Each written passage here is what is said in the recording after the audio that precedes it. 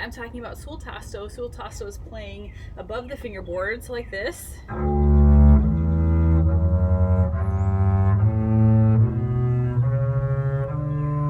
It's a quiet technique. Sometimes it's used to connotate like something spooky or scary. If you're doing like some sort of program music, or if a composer wants something like super quiet and calm, they'll mark something Sul Tasto. One of the things to keep in mind with Sul Tasto is, again, there's a color range. Like I talked about with Ponticello, like I'll talk about with every technique. It isn't just putting your bow above the fingerboard and playing. The closer you are to the bridge, the louder a note is going to be, and it also affects the overtones too. So when you're here, that's a quiet, soft sound. But if you want to get really crazy, and you're up here,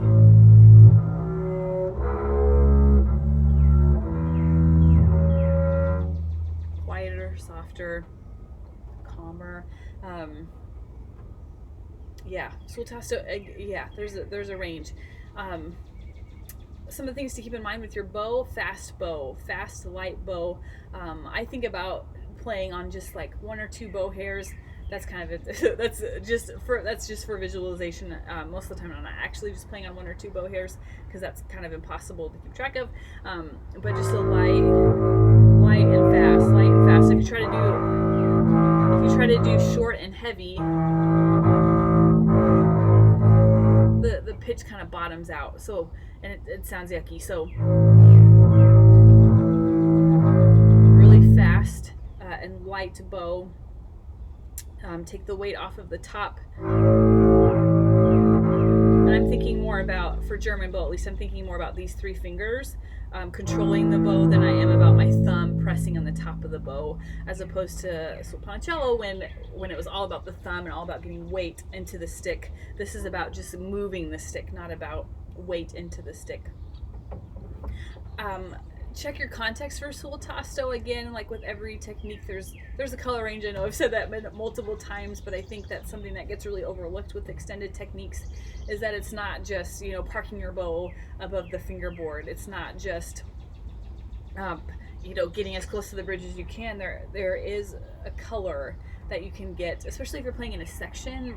Watch your principal player to see kind of the area of the fingerboard that they're playing in.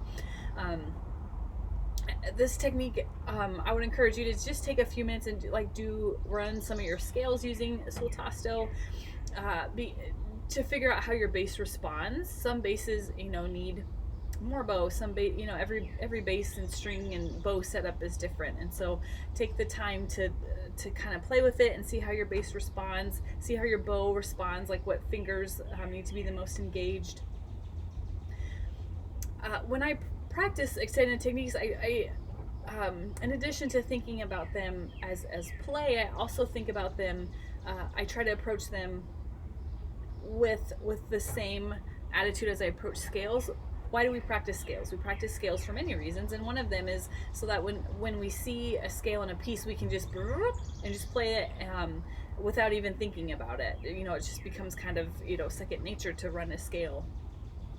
We also use scales to practice different techniques, like string crossings or different articulations, bowing styles, bowing rhythms, things like that. Extended techniques are the same. Be more comfortable with the technique than maybe you need for the piece. That way that technique is transferable. Like with scales, we want our G major scale to be transferable to every time we play in G major. We want our Sul Tasto of effect to be transferable to every time we see that. And so if you're just practicing these techniques in the context of the piece that you're playing, the next time you see it, it's not going to be as transferable as if you've taken the time to take 5 minutes and play your warm-up scale Sul Tasto, or do some fast bowing work with Sul Tasto.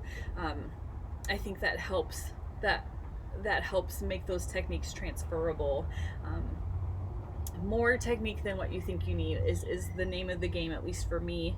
That helps you when you're improvised too, just to have more techniques in your disposal, have more in your toolbox, and you get that um, by by including them in your practice routine.